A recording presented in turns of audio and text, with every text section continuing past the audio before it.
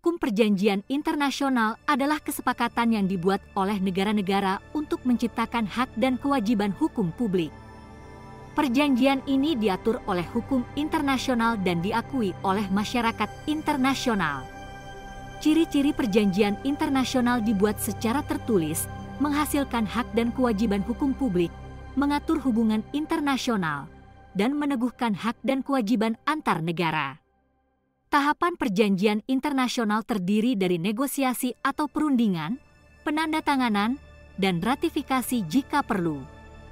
Asas perjanjian internasional adalah asas Pakta San Servanda yang menyatakan bahwa perjanjian internasional harus ditaati dan tidak boleh dilanggar. Sumber hukum perjanjian internasional meliputi perjanjian internasional, kebiasaan internasional, prinsip-prinsip umum hukum, dan keputusan pengadilan. Undang-Undang Perjanjian Internasional diatur dalam Undang-Undang Nomor 24 Tahun 2000 tentang Perjanjian Internasional yang mengatur cara pengikatan Indonesia ke dalam perjanjian. Konvensi Wina tentang hukum perjanjian merumuskan kembali atau mengkodifikasikan hukum kebiasaan internasional dalam bidang perjanjian. Perjanjian internasional merupakan salah satu sumber utama hukum internasional, sebagaimana dijelaskan dalam pasal 38 ayat 1 Statuta Mahkamah Internasional. Definisi dari perjanjian internasional jika merujuk pada pasal 2 ayat 1 huruf A Konvensi Wina 1969 adalah treaty means an international agreement concluded between state in written form and governed by international law, whether embodied in a single instrument or in two or more related instruments and whatever its particular designation. Jika definisi tersebut diartikan, pada intinya yang dimaksud dengan treaty atau perjanjian internasional adalah kesepakatan internasional yang dibuat antar negara-negara dalam bentuk tertulis dan diatur oleh hukum internasional. Perlu diperhatikan, Konvensi Wina 1969 memang merupakan salah satu instrumen utama dalam hukum internasional yang mengatur tentang perjanjian internasional. Akan tetapi, keberlakuan aturan dalam konvensi tersebut terbatas hanya terhadap perjanjian antar negara dan tidak berlaku untuk perjanjian antara negara dengan organisasi internasional maupun perjanjian antara sesama organisasi internasional. Dalam hukum internasional, perjanjian antara negara dengan organisasi internasional maupun perjanjian antara sesama organisasi internasional diatur dalam konvensi terpisah yakni Konvensi Wina 1986.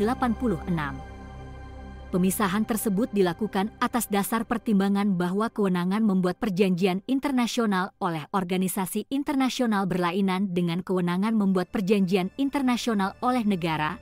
Demikian pula prosedur untuk membuat perjanjian internasional yang dilakukan oleh negara berbeda dengan prosedur yang dilakukan oleh organisasi internasional.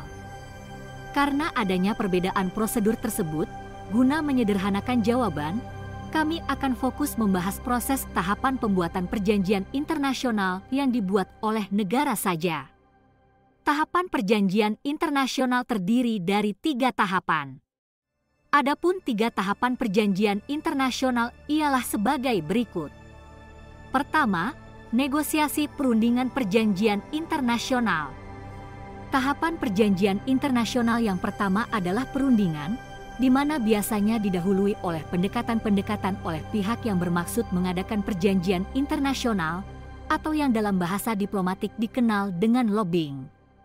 Dalam tahapan perundingan ini terdapat juga proses penerimaan teks, di mana para pihak yang berunding merumuskan teks dari perjanjian yang kemudian diterima oleh masing-masing pihak peserta perundingan.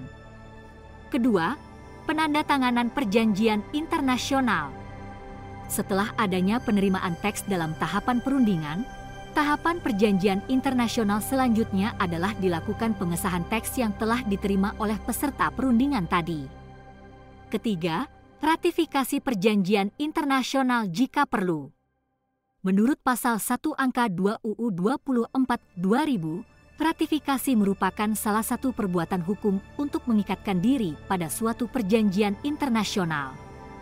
Namun, dari perspektif hukum perjanjian internasional, Proses ratifikasi ini tak selalu diperlukan agar sebuah perjanjian internasional bisa berlaku mengikat terhadap suatu negara. Di Indonesia, ratifikasi sebagai pengesahan perjanjian internasional ini dilakukan dengan undang-undang atau keputusan presiden. Subscribe, like, dan komen.